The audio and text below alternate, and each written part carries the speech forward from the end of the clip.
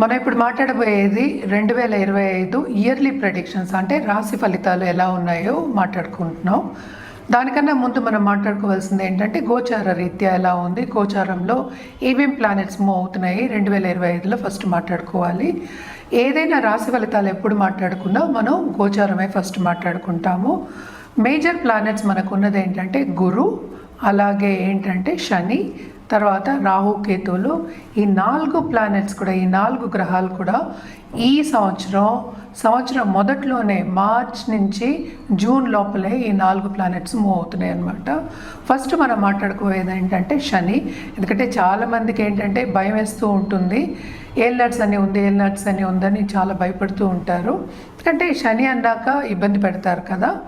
So Makar రాశి వాళ్ళకి పూర్తిగా పరిపూర్ణంగా ఏల్నట్స్ అని వెళ్ళిపోతుందన్నమాట. అది ఎప్పుడు అవుతోంది, ఎందుకంటే శని గోచారమే మార్చ్ 29, 2025కి అవుతోంది. ఎక్కడికి వెళ్తోంది? మీనానికి వెళ్తోంది. కానీ ఇక్కడ బ్యాడ్ న్యూస్ ఏంటంటే మనం మేషరాశికి ఇప్పుడు ఏల్నట్స్ అని అనేది మొదలవుతోందన్నమాట. అలాగే మనం చూసాము అంటే రాహు మూవ్ అవుతున్నారు. ఎప్పుడు మే 18కి ఎక్కడికి? కుంభానికి మూవ్ అవుతున్నారు అనమాట. అలాగే కేతు ఏమో సింహానికి మూవ్ అవుతున్నారు. సో కొంతవరకు ఏంటంటే కన్యారాశి వాళ్ళకి ఊరట, అలాగే మీనరాశి వాళ్ళకి కొన్ని విషయాల్లో ఊరట కలుగుతోందన్నమాట. అలాగే మనం చూసాము అంటే ఇప్పుడు గురు, ఈ 4 గ్రహాలు మేజర్ నేను చెప్పినట్టు. ఈ గురు ఏంటంటే ఇప్పుడు రిట్రోగ్రేడ్లో ఉన్నారు, అంటే వక్రించి ఉన్నారనమాట. ఆయన ఫిబ్రవరి 4కి డైరెక్ట్ అవుతున్నారు. ఎక్కడ? వృషభ రాశిలో. వృషభ రాశి నుంచి ఇప్పుడేమో మిథున రాశికేమో మే 14th మూవ్ అవుతున్నారనమాట. సో ఈ 4 గ్రహాలు బట్టి మనం మిగతా రాశి ఫలితాలన్నీ మాట్లాడుకుంటూ ఉంటాం. ఇంకోటి ఏంటంటే మేజర్ గ్రహం ఇప్పుడు స్తంభించిపోయి ఉన్నది ఏంటంటే మనకి కుజగ్రహం. సో కుజుడు ఏంటంటే నీచపడాడు, అలాగే ఏంటంటే మిథునానికి వెళ్ళడం, రిట్రోగ్రేడ్లో ఉండడం చాలా కొంచెం ఇబ్బందులు పెడుతున్నారనమాట. సో ప్రస్తుతం ఏంటంటే జూన్ 7కి ఆయన సింహానికి వస్తున్నారు. సో ఇవి మేజర్ ఈవెంట్స్ అన్నమాట గోచారం ఇన్ 2025, ఎస్పెషలీ స్టార్టింగ్ ఆఫ్ 2025. అలాగే మనం చూసాము అంటే జనవరి 14కి సన్ ఏమో మకరానికి ప్రవేశిస్తున్నారు. అంటే ఏంటి? మకర సంక్రాంతి మనం చేసుకుంటూ ఉంటాం, అందరికీ తెలుసు. అలాగే ఏంటంటే మెర్కురీ ప్రస్తుతం ఏంటంటే బుధుడేమో మనకేమో ధనుస్సు, తర్వాత ఏమో మళ్ళీ ఏమో మకరం, ఇలా జరుగుతూ ఉంటుంది. ఎందుకంటే ఇవన్నీ చిన్న గ్రహాలని కాదు, ఈ గ్రహాలన్నీ ఏంటంటే 30 రోజులకి 45 రోజులకి మారుతూ ఉంటారు. సో అంతవరకు మనము మరీ ఎక్కువ తీసుకోలేము, ఎందుకంటే మనం మాట్లాడుకునేది సంవత్సర ఫలితాలు. సో ఇది ఈ బేసిస్ మీద మనం ఏంటంటే ఇప్పుడు రాశి ఫలితాలు అనేవి చూడాలన్నమాట. సింహరాశి వాళ్ళకి మనం మాట్లాడుకుంటున్నాము. సింహరాశి వాళ్ళకి ఏంటంటే ఈ సంవత్సరం అంతా మిశ్రమ ఫలితాలు ఆల్రెడీ ఘోషిస్తున్నాయని చెప్పాను. కెరీర్ డెవలప్మెంట్ మాత్రం బ్రహ్మాండంగా ఉంటుంది, మంచి ఆపర్చునిటీస్ వస్తాయి. అది కూడా నేను ఇందాక నుంచి చెప్పేది ఏంటంటే మనకి రాహు ఏమో 7th హౌస్కి వస్తున్నాడు. సో తప్పక పార్ట్నర్షిప్ బిజినెస్లో చాలా విస్తరింపు అనేది జరుగుతుంది. వాళ్ళు చేసేది కాకుండా బ్రాంచెస్ కూడా వస్తాయి, దాంట్లో ఇంకా కొత్తవి పెట్టాలి అనే ఆలోచన వస్తుంది, దానికి డబ్బు అందుబాటులో కూడా వస్తుంది. బిజినెస్ చేయడానికి మాత్రం బ్రహ్మాండంగా ఉంటుంది. ఎస్పెషలీ ఫారినర్స్తో బిజినెస్ చేసేవాళ్ళు, ఆన్లైన్ బిజినెస్ చేసేవాళ్ళు, అలాగే ఆన్లైన్ ద్వారా అమ్మేవాళ్ళు, అనుకున్న ప్రోడక్ట్స్ అమ్మేవాళ్ళు, వీళ్ళందరికీ చాలా బాగుంటుంది. లాభాలు అనేవి బ్రహ్మాండంగా ఉంటాయి. Especially second half of this year అనమాట, జూన్ తర్వాత ఇంకా బాగుంటుంది. ఈ సంవత్సరం అంతా ఏంటంటే వీళ్ళకి ఫైనాన్షియల్ ఇంప్రూవ్మెంట్ అనేది ఉంటుంది, సేవింగ్స్ అనేవి ఎక్కువ ఉంటాయి. ఓన్లీ థింగ్ ఏం చూడాలంటే వీళ్ళకి హెల్త్ అనేది కొంచెం చూసుకోవాలి. చిన్న నలతలు వచ్చే ఛాన్సెస్ ఎక్కువ కనిపిస్తున్నాయి. అక్కడ ఫిజికల్ హెల్త్ కూడాను, అలాగే మెంటల్ హెల్త్ కూడా చూసుకుంటూ ఉండాలి. ఎందుకంటే ఫోకస్ అనేది వీళ్ళకి చాలా ఎక్కువ ఉంటుంది. శ్రమపడే యోగం కూడా ఎక్కువ కనిపిస్తోంది కనుక తప్పక అష్టమ శని స్టార్ట్ అవుతోంది మనకు తెలుసు.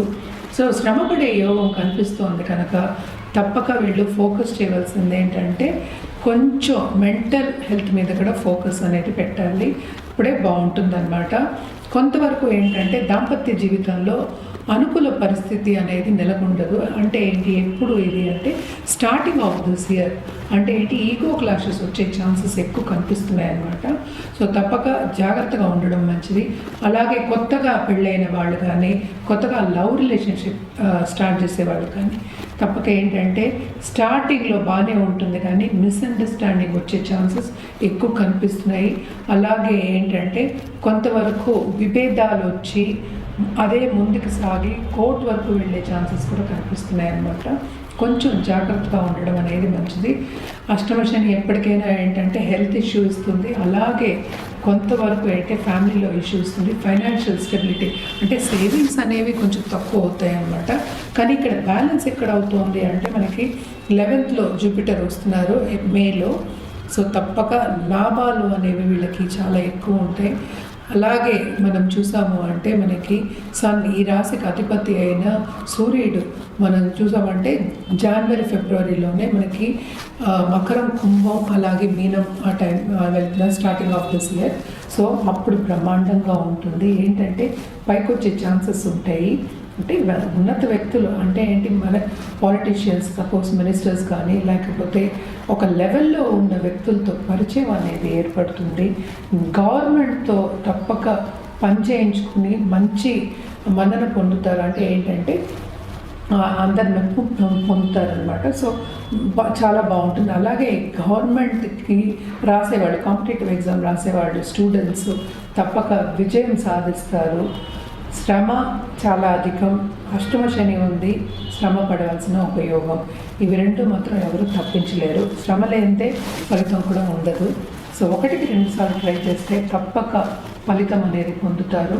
అదొకటి కాకుండా సింహరాశి వాళ్ళకి కేతు కూడానే ఉంది కనుక కొంతవరకు కుటుంబాల్లో కలహాలు రావడం కానీ, లేకపోతే మిస్అండర్స్టాండింగ్స్ రావడం కానీ ఇది సహజం. అదేంటంటే మనం పాజిటివ్గా తీసుకుని పాజిటివ్ దిశగా నడవడం అనేది మంచిదన్నమాట. అండ్ ఆల్సో దీనికి తోడు మనం ఎప్పటికైనా సరే పరిహారం చేయవలసిందే. ఏం పరిహారాలు చేయాలి అంటే తప్పక నిత్యం గణపతి పూజ చేయడం మంచిది, లక్ష్మీ గణపతుల పూజ చేయడం అనేది మంచిది. అలాగే శని కాళ్ళు పట్టుకోవడం అంటే ఏంటంటే శని జపం చేయడం కానీ, నవగ్రహ హోమాలు చేయడం కానీ చాలా చాలా మంచిదన్నమాట. ఇంకోటి ఎప్పటికైనా నేను చెప్పేది, అందరూ చెప్తూ ఉంటారు, కాళహస్తిలో వెళ్ళి చేస్తూ ఉంటారు రాహుకేతు పూజలు, అదొకటి మాత్రం తప్పక చేయించుకోండి. ఈ సంవత్సరంలో ఎప్పుడైనా సరే చేయించుకుంటే చాలా మంచిదన్నమాట. ఇవన్నీ చేస్తూనూ మిశ్రమ ఫలితాలు చెప్పాను కదా ఘోషిస్తున్నాయి. శ్రమకి తగిన ఫలితం అనేది ఎక్కువ ఆశించకుండా పాజిటివ్గా ఫ్యూచర్లో మనకు వస్తుంది అని ఆశించి ముందుకెళ్ళడం చాలా మంచిది. అలాగే కెరియర్లో బ్రహ్మాండమైన డెవలప్మెంట్స్ ఉంటాయి, ఆపర్చునిటీస్ వస్తాయి. ఏంటంటే బాధ్యతలు ఎక్కువ అవుతున్నాయి, దాంతోపాటు ఏంటంటే మనకి శ్రమ కూడా అధికం ఉంటుంది కనుక హెల్త్ విషయం మీద ధ్యాస పెట్టడం చాలా చాలా మంచిది. ఎందుకంటే ఊరట అనేది ఎప్పుడు ఉంటుంది, మనకి కొంతవరకు రెస్ట్ తీసుకున్నప్పుడే కొంత పీస్ఫుల్గా ఉంటుంది కనుక తీసుకోవాలి. అండ్ ఇది తీసుకుంటూ ఈ పరిహారాలు చేసుకుంటూను సింహరాశి వాళ్ళు ఈ సంవత్సరం అంతా బ్రహ్మాండంగా ఉంటుందన్నమాట. చూడండి.